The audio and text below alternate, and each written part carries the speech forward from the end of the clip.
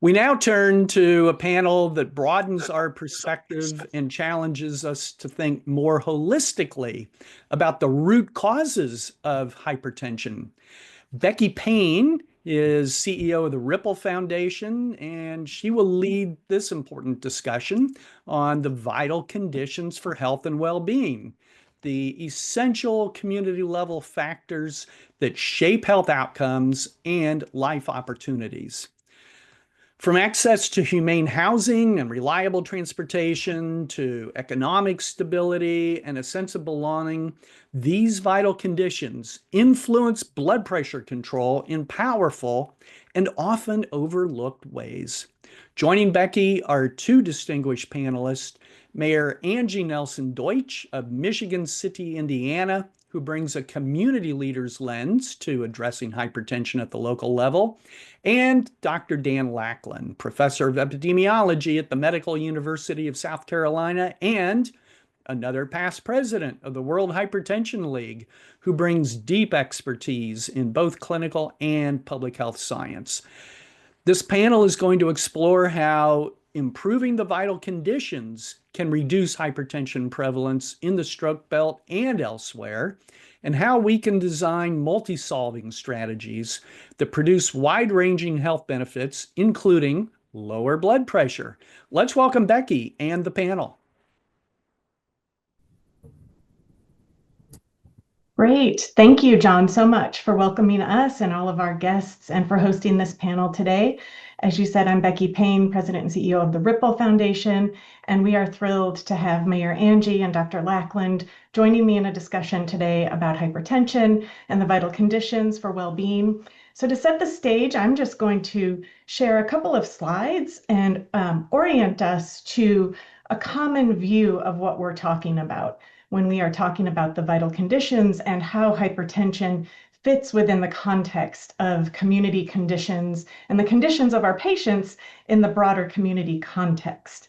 So if you think about what does it really mean to have a thriving life? It means we are free from struggling and suffering. Many of you, I know, see patients day in and day out who are leading quite full lives. They might consider themselves thriving, but in reality, we know that most Americans report that they are not currently thriving. And we see differences among race, ethnicity, not as much as you might expect in terms of disparities. I think the key feature I want to make sure we're keeping in mind is that from a society that wants to take care of each other, take care of our shared humanity, and build conditions for folks to thrive, we have never, as a country, reached above 60% of Americans thriving, and currently we are way down around 52% when you aggregate the data together. I think we would all agree that that is failure by any measure, and so that causes us to ask this question of how might we reach greater heights of well-being, equity, and thriving in that pursuit. I know many in our audience and our panelists are very familiar with social determinants of health. I want to talk a little bit about shifting our mindset and how we think about actually making progress on the social determinants of health. We at Rippel, with hundreds of other collaborators many years ago, were very curious about how could we do more. We've made the case about social determinants of health. We've been successful in sounding the alarm. And if we're honest, we have failed to make the kind of progress that would reflect the degree of resources and time and effort that we've been putting into social determinants of health. So born out of that inquiry about how could we improve our actions and really activate progress, we gathered together to ask ourselves what is needed. How are we failing to not just make the case that there's a problem, but move people to action in progressive ways that actually demonstrate the conditions we know can produce well-being? And that is how we came to the Vital Conditions for Health and Wellbeing framework.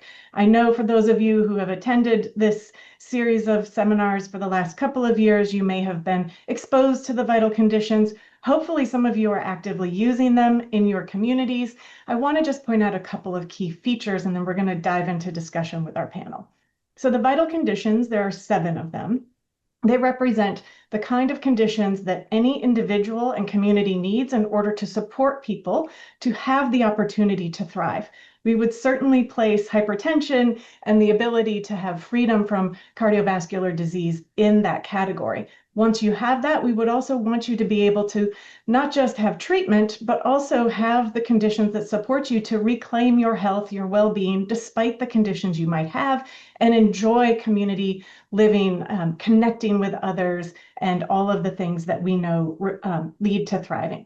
So when you look at these, you see a pretty wheel, and sometimes people stop there. I want to call your attention to the right side of the slide and just point out that this is not left up to anyone's discretion. When we talk about the vital conditions, we have very measurable, benchmarkable standards for what that means. Things like a thriving natural world. So if I need to get out and have exercise in order to be meeting my care continuum, then can I do that in a way that has clean air, clean water, safe routes for getting exercise? Of course, basic needs for health and safety are seen there, pointing out that this goes beyond delivery of crisis care, but is about prevention and access to all the things that produce health. Humane housing, for example, meaningful work and wealth, lifelong learning, reliable transportation, and then at the heart space of this framework is belonging and civic muscle. And I think this is something, as we talk about mental health and social connection being at all-time lows and having a parallel crises, we think about belonging and civic muscles as antidotes to those health conditions and concerns. And these all provide opportunities for us to think about when we talk about hypertension and we're in the room with a patient, the broader community context that they are showing up in, and then returning back out to, how do we think about really making sure that those of us responsible for those conditions, Mayor, and those of us responsible for counseling our patients, Doctor, are also keeping in mind the role that we each can play to improve those community conditions, the investments that are being made, not just by us as individuals, but by those leaders in our community being called to a standard that values producing conditions for well-being. So I'm going to pause there. And I'm going to invite my fellow esteemed panelists to start with introducing yourselves.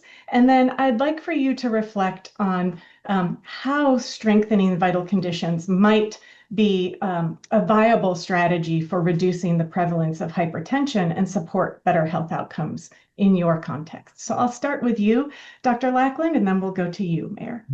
Great. Thank you. Dan Lackland, it's great to be here. I am an epidemiologist and a faculty member at the Medical University of South Carolina. I'm the past president of the World Hypertension League, and hypertension is something, boy, that just fits in my full career. I'm so excited about being here with you and with Mayor Angie, because I think it's essential that we be together, we be in the same room, because there's such a great synergistic benefit that's here, but we complement one another. I'm not sure we can do it separately. If I look at hypertension, I look at hypertension control, and I look at the metrics that you put forward and the different categories that you put into there that we want to address. You have something there for every piece for hypertension. Yeah, one is just simply the awareness, the knowledge of the patients. If you don't know what your blood pressure is, you don't have access to getting a blood pressure measurement. But further, what does the blood pressure mean? Is it and maybe having this done with a valid device? Someone can't look at me and say, well, you're hypertensive or you're not hypertensive. You got to have that blood pressure measurement. And there are validated devices to have that blood pressure measurement. So there is a good piece that fits in exactly with having access to validated measurements, and then someone to tell you what it means. And then, as many of us know, there leads into a treatment effect. You have to have access to the treatment, being able to get it, being able to bring it in. A big key, and we'll talk about it more, is one of our exciting parts, and that's the prevention. It's a whole lot better to let's prevent it.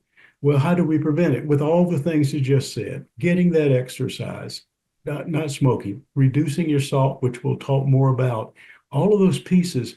And that's why I'm so excited to be here, because here it is. We have people implementing a plan, describing what it's back. And if we all work together, we can do something that I'm interested in, that's controlling blood pressure for the whole population. Thank you, Dr. Lackland. Mayor Angie, let's bring your voice into Yes. this. Oh, thank you, Becky. And just to agree with Dr. Lackland, the same thing. I was diagnosed with hypertension at 39 years old. And the reason why I found out was I have a cousin who had a debilitating stroke at the same age. And he said, "Hey, cousin, you need to go get checked." I said, "Well, I go to my appointment once a year, every year." And I happened to come back from visiting him, and there was a lady at our local supermarket doing blood pressure screenings. And let me tell you, I didn't believe anything that the screening said. She took my blood pressure, and that can't be right. I feel fine. And then I walk over to the local pharmacy, one of the national chains. I sit down in the chair. I check my blood pressure. That's not right. I call a friend. Then I call my doctor, and he says, "You need to come in." And I was like, okay, and from there I realized, just like everybody's story, it's about stress, being super busy. I was going to school, raising kids, working 2 jobs, and didn't even realize. And at that time, I didn't even have insurance. And it's one of those walking time bomb things because of not even thinking about access or about my health because I felt fine. And so what I've learned, it's not just about medication. It's really about taking those steps about, realizing what you do on a day-to-day basis.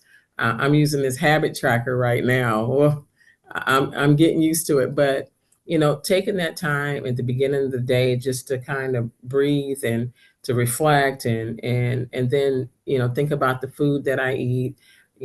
Just being mayor for this first year, I found myself just sitting at my desk all day and never leaving the office and not thinking about eating food. And I'm like, okay, I have to be better. I have to be better, not only for myself, but for my family, for the residents, and making sure that they understand, there are better ways for us to give you access to not only, medication treatment, but outdoors and wraparound services and things of that nature. So my goal is really, that holistic approach to our residents. The healthier they are, the more able they're able to not only, volunteer, join a board, assist others. It really is like a trickle down effect that can impact everybody in the city. So from personal experience, I'm that walking, example of not even knowing, but someone was at a grocery store doing blood pressure screenings, and that's how I found out. Thank you. I will just share from where I sit in our vantage point looking across the country. We see a number of communities that are starting to step back and say, this and many other conditions that are really causing harm to the community, to the residents in our community, to our workforce, to our economic viability. These are things that are preventable, and yet here we are. And they're starting to come together to have honest conversations about the ways that what we have been doing are not delivering the desired benefit. And that's really pushing people from not to stop caring about prevention, but to acknowledge that it alone is not sufficient, and that there really need to be these partnerships. Dr. Lackland, like you said, having all of us in conversation is a good role model for that. And so I wonder if, what I wake up every day thinking about in our role is designing systems. Redesigning systems and really transforming systems, not just making sort of fractional changes around the edges of already transactional and unjust systems where we have huge disparities.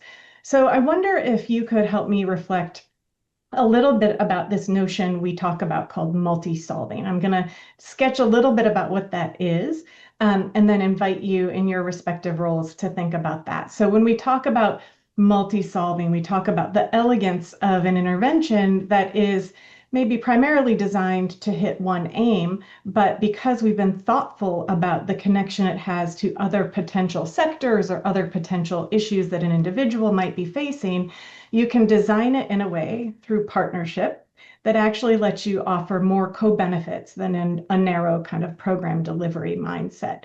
And when we talk about that, that is one way that we get out of a scarcity mindset, that we always need more money and new programs, but we actually start to leverage and be more efficient with the assets at our disposal. Mayor Angie, I love that you brought in this idea that as people feel better, they can start engaging in their community, they can start volunteering. And that's what we think about when we talk about going from scarcity to abundance, that our budgets are a fixed pie, perhaps.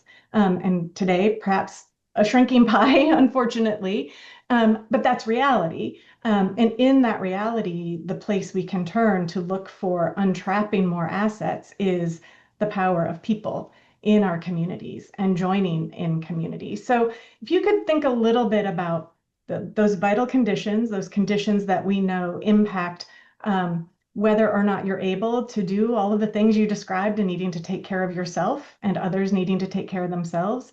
And thinking about this idea of multi-solving, so generating multiple benefits, not limited to hypertension, but going beyond. I wonder if you could share a few of the things that you see, bright spots where you see that happening. And Mayor, I'm going to start with you because I know as a native of Michigan myself, I know you have a beautiful lakeshore, you have many outdoor assets, even in the winter, and you have spoken about a few of those in the past. So why don't you talk a little bit about multi-solving first? I'm sure. And what I'll say is one of the things that I learned in going through this process to be here today is that, I knew a lot about social determinants of health, but not really anything about vital conditions of health and well-being, and what that continuum and what that will looks like is what I try to do every day. I mean, that's actually my job is, providing reliable transportation, making sure our residents are educated and learning new skills, making sure that they belong to boards and commissions and are volunteering, making sure they have safe housing, all those basic needs. So I love the fact that this is kind of the transition of action.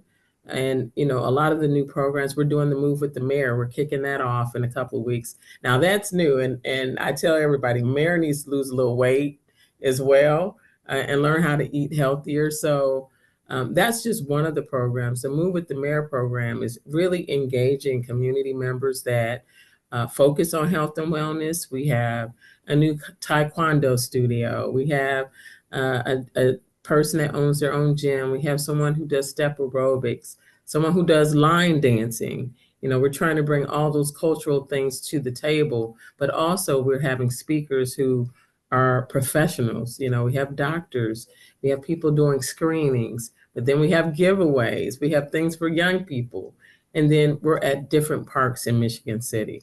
So we're trying to create this comprehensive thing that's a fun thing, even though we know what we're really trying to do. We want people to be screened. We want to teach them about hypertension, but we want it to be fun and engaging. We're looking at doing some neighborhood cleanups and trying to, figure out how to piggyback that with this program as well. So, when I think about it from that lens and that multi-solving way, it's like, okay, how can I engage different departments within the city as far as our employees, different boards and commissions, like our sustainability commission, to really be a part of this so that residents feel engaged, but also feel empowered. So I think that is really, truly, what we're trying to promote, getting people outdoors, but also teaching them about the city and the services as well, and also getting them screened. I mean, so we're looking at all of those approaches because, again, the more they know about what we're trying to do and what we can offer them, and more that they can learn about their health, I think the better.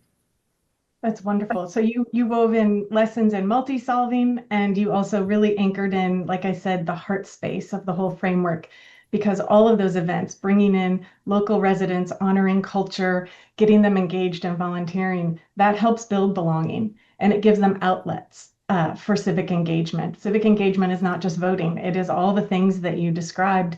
And we know from recent data that many people feel like they don't belong, and they are hungry to participate and join, but they feel like they lack opportunities. And so I just want to lift up that all the things you described, beautiful multi-solvers, and really leaning into the heart space of belonging and civic muscle, which we know we call the superpower of building Yes. momentum. So thank you for that.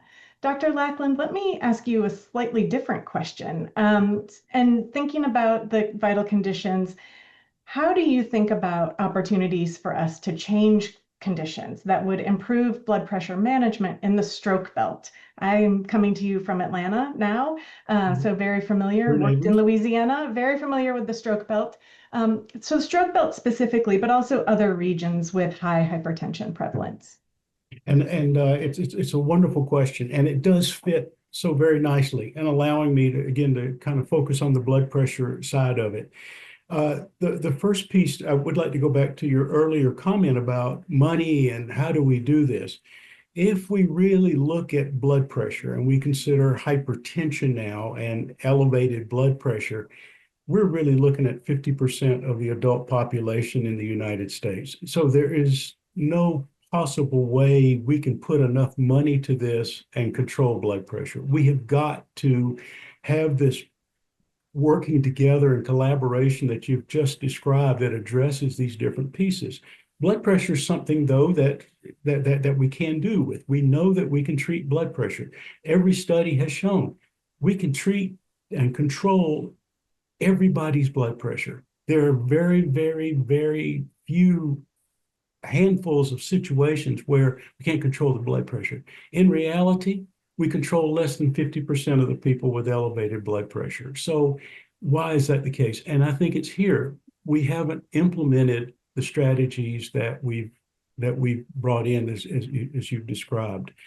I think it was, if Mayor Angie will allow me to focus back to her, that was a beautiful example. She went to a local drugstore and had her blood pressure measured. And so one of the pieces that is very cost effective is getting your blood pressure measured with a valid device, and everybody getting their blood pressure measured.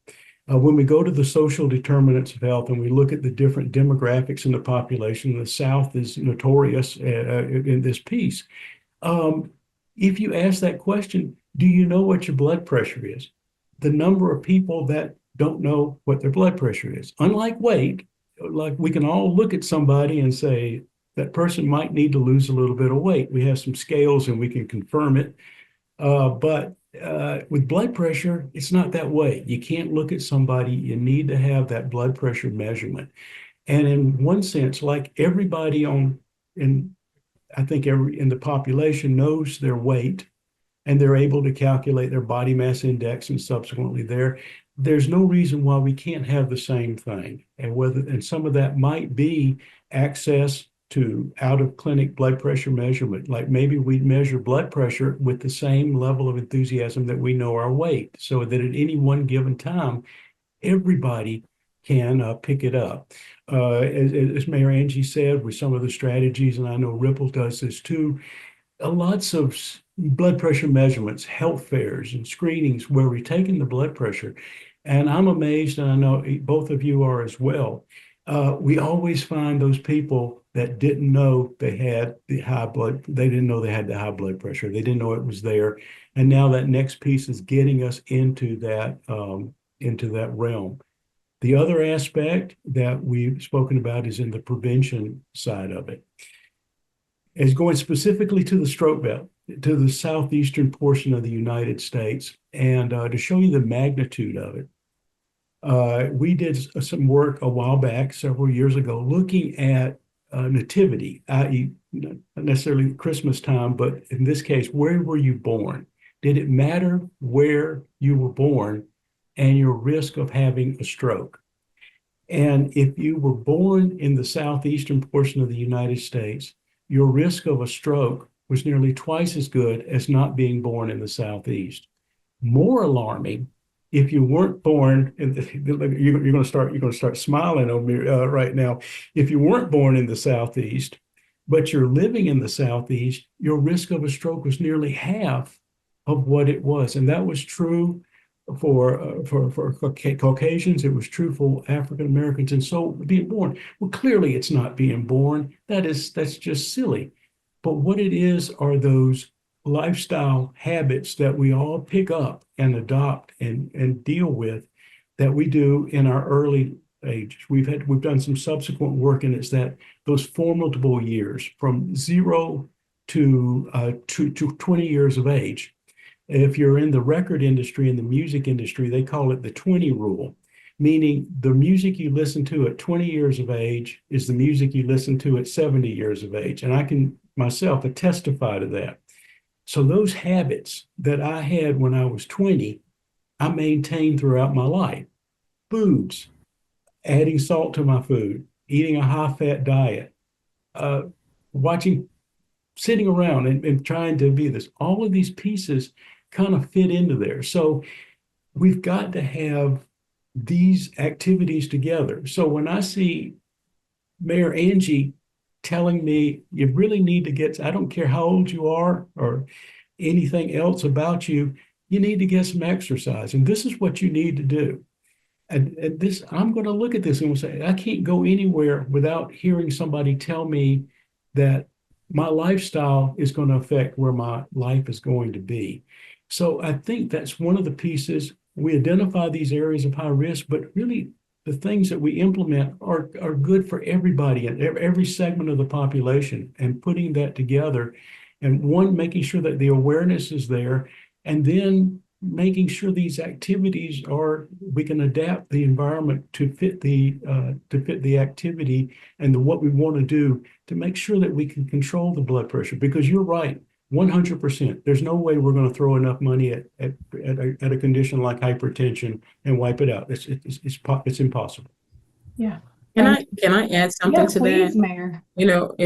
Dr. Lackland made me think of something. We were talking about, athletics and children and youth sports and how competitive it's become and how they've, shut down a lot of walkable schools. And so there aren't as many schools, so the youth don't have as many activities. And, and I think about that because I'm like, we have to fill a gap to get families still involved in getting their students engaged and their youth engaged. And, our parks department, we're adding all these new programs because there just aren't enough slots for youth to participate in schools anymore. And it made me think about, how do we keep getting them more and more engaged without there being a cost? And that's kind of where, we are, whether it's a nonprofit organization doing it or the city. I think we have to become more and more creative to keep younger people, like you said, by 20, you're set. And then, and so if we don't have them doing anything by 20, we get into this mindset of, in front of the TV, in front of gaming and all of those different things. So that has really been something strategic that we're looking at, is how do we get more and more families involved in activities?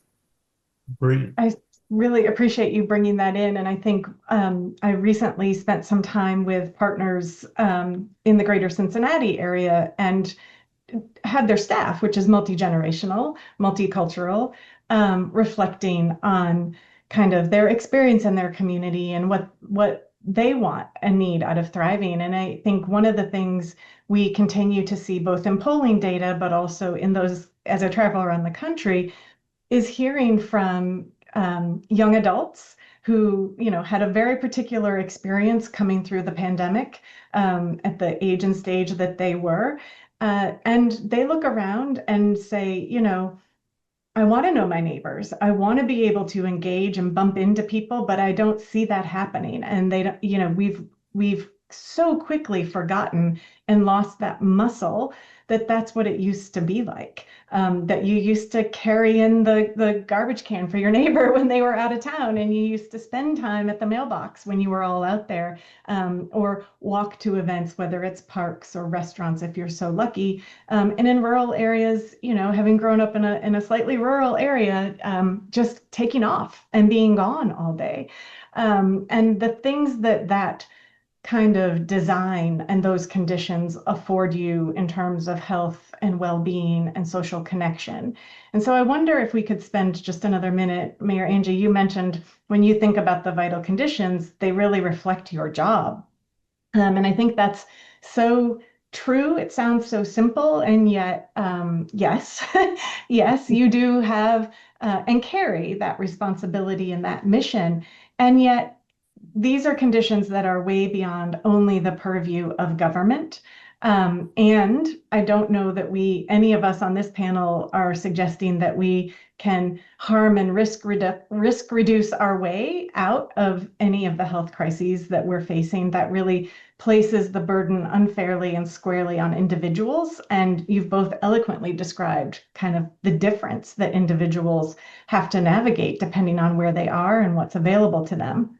But those, that overemphasis on harm and risk reduction does end up producing a societal impact that we all have to carry the burden of. And it becomes a very circular argument of more crisis response versus investing in the things that would really create more equitable, fair, and life-giving conditions. Again, we refer to those as the vital conditions. So Mayor Angie, when you step back and think about all of those conditions, what you beautifully own as your job, but also how you think about the partners available to you in your community, be they business leaders or residents. How do you think about engaging in those conversations and starting to build coalition to build will to invest in these conditions? So last year was my first year in office, and we had a charitable gala, and all that money went to youth organizations. And the reason for that, I felt like there was an opportunity before the summertime hit to reduce violence. Violence is a key thing, having a safe neighborhood, walkable neighborhood. And what better way to do that in getting people to donate and sponsor an event that makes everybody feel good, but also, it benefited, over 25 organizations. And so we just came off of our second one, which is benefiting neighborhoods. So this year, our focus is really on beautification, urban gardens, arts in the park, things of that nature. And I'm really trying to figure out how to engage people, bring people together, because COVID showed us something. My kids are between the ages of 24 and 31. And one was in college, and just that loneliness piece of it, being disconnected, I watched her, and I watched our family members, and even myself working from home and never meeting some of my employees that were in other states because I took a new position. It was just, it felt depressing. And so, how do you, flip the switch? And I think this has been an opportunity for me. I saw it that way. I said, what can we do differently to get people more involved? We've been hosting town halls and having people sign up for boards and commissions who never thought they could serve on a board. Now we have 2 task forces that are starting. One is called Trash and Beautification, kind of the opposite, but nonetheless the same. And then on one, we have a task force on opioids. And so really getting people who have a passion for things involved, but then asking, I have no problem asking for money, asking our local companies to participate and saying, hey, you have a vested interest in our workforce, so you should have a vested interest in our families. And it's been working. And I feel like, we just raised $145,000 for our neighborhood initiative. And we're a smaller city, but I think people see the benefit, and it's going to take not just money, from the government or whatever that is for budgets, but it's going to take people. And I think allowing people the opportunity to participate has been the biggest. I think people just want it to be asked. And I think we haven't asked before. And, I look at it and they said, well, nobody's ever asked me to do that. And I think that's half the battle. It's just people want to belong, but they feel like I don't have the qualifications, or I don't, I've never been on a board. I don't want to feel like I'm not, don't have the ability. And I'm telling them, your passion is enough. We can help you learn about the rest of the stuff. So that's really what it's been. It's just truly having those conversations with individuals, with organizations, using the radio and social media and these town halls to really engage people. And this is the first time we have so many new people on our boards and commissions now. And I think we're just going to continue growing that. That's great. And I think you are demonstrating one of the things that we have validated through lots of studies and modeling and anecdotal stories is you are kind of keeping in mind the risk, the harms. You mentioned opioid, you mentioned crime, and yet you're calling people in with hope and opportunity to participate, and that the task before us is achievable. And that is such an important role model that you are lifting up for our listeners, that we are really good at pounding the problems into people, and Yes. we know, as much as that is our instinct, because we've been trained that way through medical school, through public health school, through public policy school. It is so demoralizing to people, and dehumanizing to people, and your approach to bringing people together to celebrate and invest and do something that is giving back to youth and neighborhoods gives them that hopeful future orientation that we at Rippel always love to see. So I wanted to call that out, because it's not just nice and window dressing. It is very much an evidence-based approach to bringing people and calling them in to a higher purpose. So thank you for that. Thank you, because what I found too is some of and I don't call them complainers, I call them opportunity makers, because I had someone call in a couple of things. Now I use that I'll call that individual, I call him to bounce things off of him now, because he had some very valid points. Yes. And letting people be heard and being recognized and saying, hey, I can use your input on this because you have some valid points, and not letting it just grow into a negative thing, but flipping it and using that person to help create the solution. I love that. I love that. Dr. Lackland, I do want to give you an opportunity, because I know you have very important and insightful thoughts about strategies that we might be able to use to lower salt consumption. I want to make sure you get a chance to talk to us about that. And maybe if you have some bright spot examples, given where we just ended in that exchange, that would be great. Absolutely. And I think one piece in addition to the salt is the blood pressure measurement. And, as technology has come up, knowing your blood pressure at a given time is so very important. That's knowledge, and that's an understanding of blood pressure, and getting that validated measurement. Like Mayor Angie said, that you get that, and now you can do something with it. With the devices that are out right now that are validated, that are very, very cost effective. If you want to say what would happen to get the blood pressure devices in the hands of individuals, the skill level now, in my day, it was you had to listen and be able to hear and all of that and noise. Today, the skill level is, can you punch a button?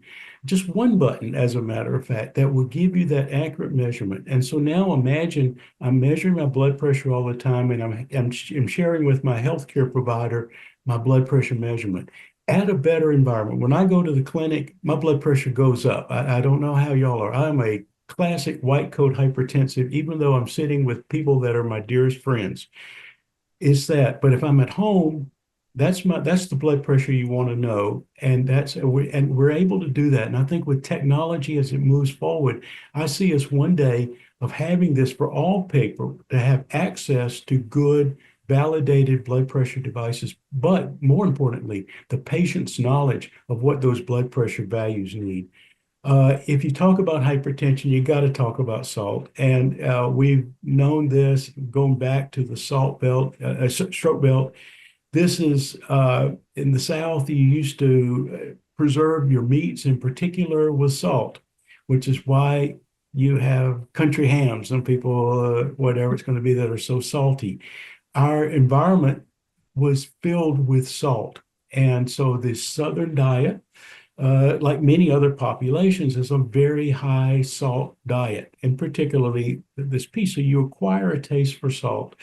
So we have that kind of salt. The debate on the side, and this is a little bit of my view and my editorial, the debate that some will bring in is, what is that minimum amount of salt that you need? And people say, oh, you need salt to live. Yes, you do.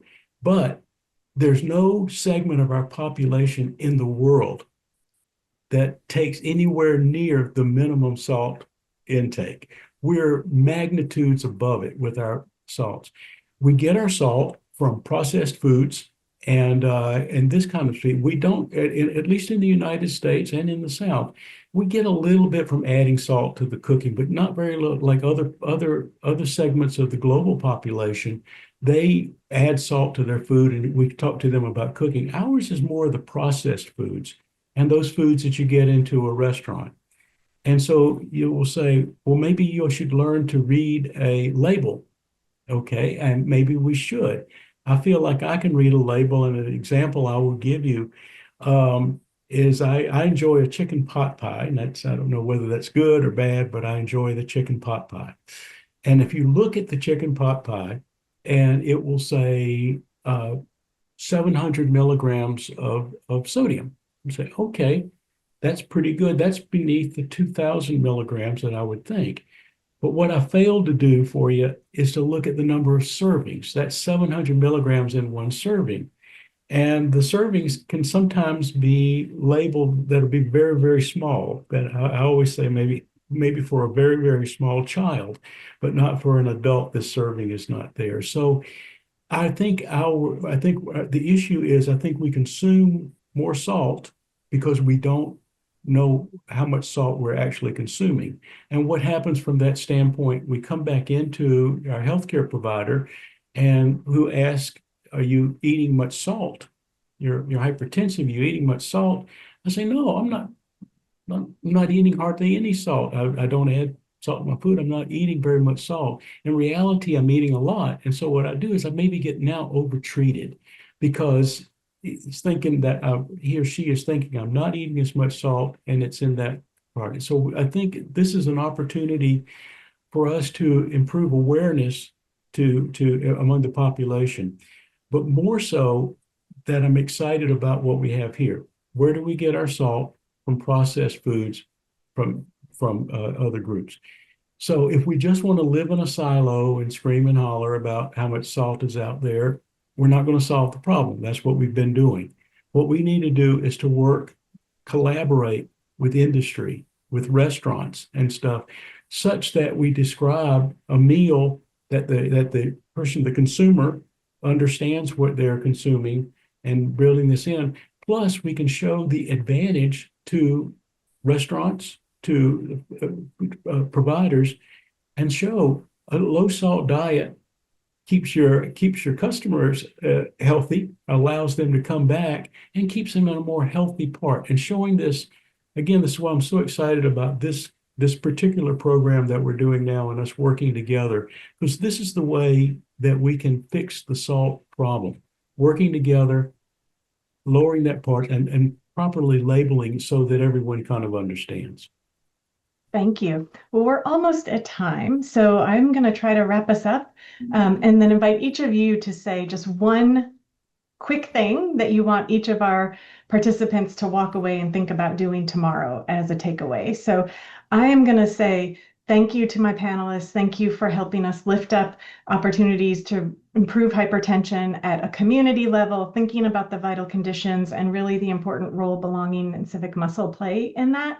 Dr. Lackland, I'm guessing you're going to suggest that everybody should know their number and know what it means. And I'm going to bridge that into belonging and civic muscle and ask everyone to also know their loved ones' numbers and their neighbor, maybe who doesn't have somebody checking in on them all the time. Dr. Angie, I'm going to give you the last word. If you could offer one actionable thing that folks could do to help improve conditions in their community tomorrow, what would that be? It would be to get checked. I mean, get checked and be more active, whether it's walking outside for 5 minutes, walking inside for 5 minutes, doing arm wrestling with yourself if you have to, whatever the fun might be, but do something fun that makes it active and makes you feel good about what you're doing. Thank you both so much. I really enjoyed being able to talk to you. Thank you. All right, great panel. Thank you, Ms. Payne, Mayor Nelson Deuitch, and Dr. Lackland for an exciting and thought-provoking discussion. You've helped us see that blood pressure control is not just a clinical issue, it's deeply connected to the environments we live in, the opportunities we have, and the conditions we navigate each day. By strengthening the vital conditions for health and well-being, Becky Payne, we not only improve blood pressure management, but also advance fairness and unlock broader benefits for the community, for actually communities across the country. So we now invite you all to continue the conversation in this question and answer session. This is a chance for meeting participants to ask questions, share reflections, and explore how the vital conditions framework can be applied in your own work. And reminder to please use the Q&A feature in Zoom to submit your questions, and we'll do our best to address as many as time allows. We already have some great questions that people have submitted, and I'd like to begin with a question from Janice Hall. I hope I'm pronouncing your name correctly. Janice is asking Mayor Angie, what you've seen work well to get younger people active in the community. Well, first of all, good afternoon. I will say that you got to find young people to engage young people.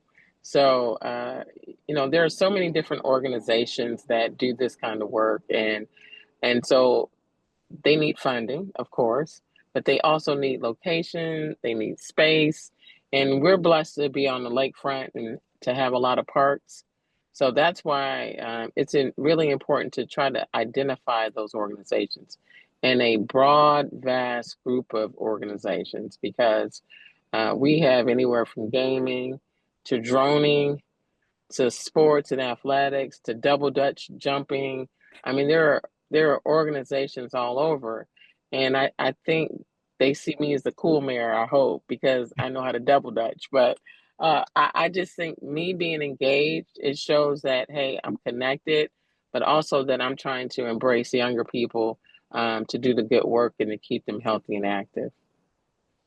All right, thank you.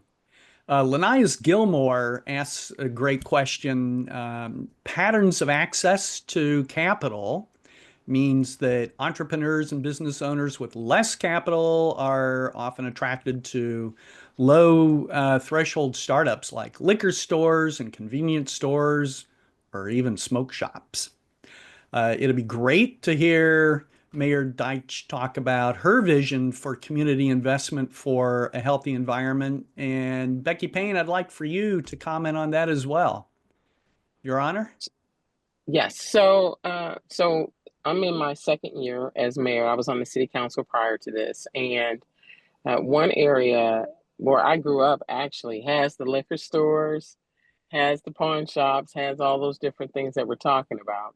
So this prior to me joining, we implemented an opportunity for some funding through our redevelopment commission, where we could provide some facade grants and some other things, because there were no tools in place to allow businesses to thrive there. So we end up with the low threshold, like you say, those cheap, parking lot with car lots and things like that. So that was one thing. The second thing is beautification and neighborhood groups.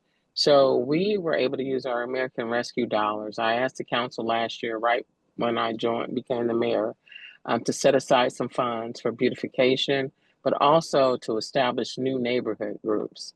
I think the more that you have engaged neighbors, the more they will push back on certain types of businesses coming into their area. And we hadn't had that. So we provided funding to our established neighborhood groups, but we also set aside money to establish new ones. And I think that's important. And then also, we're in our second class of our Neighborhood Leadership Academy. So we just graduated our first class, and basically we're finding individuals from throughout the city in each of the neighborhoods to learn about city services and things we can do better. And I think all of these things are kind of wraparounds to kind of figure out how do we elevate areas that have been disinvested. And that's really through people and having a voice. So those are the things that we're working on. Pretty much just beautification, neighborhood groups, because there was no voice. And that's how you end up with liquor stores, pawn shops, all in one area with no grocery store with healthy food. All right. Thank you, Mayor Deuitch. Becky. Yeah, hello. Wonderful to see you all again. I will echo what Mayor Angie shared and validate that is absolutely what we see in communities across the country. And what she's speaking to is investments in belonging and civic muscle. We go back to that. So I think if you, and I'll also come at it from the small business standpoint. If you have capacity and networks to be able to engage community members so that business leaders can hear what kind of businesses do you want in your community, then you can connect entrepreneurs and folks who are also of that community, who are trying to invest in their backyard and trying to, frankly, trap those assets, which is a good thing, in the economic structure of their community. But you need to help them have access to the kind of market analysis that most small businesses don't have, connect them with other entrepreneurs, business mentors, community leaders who can help them understand how to get a business off the ground that is responsive to what the community's needs are. If you're responding to needs, you're going to have economic viability. And as the mayor said, what we find is when those community voices are brought in, they know what they need and what they want and what they can support with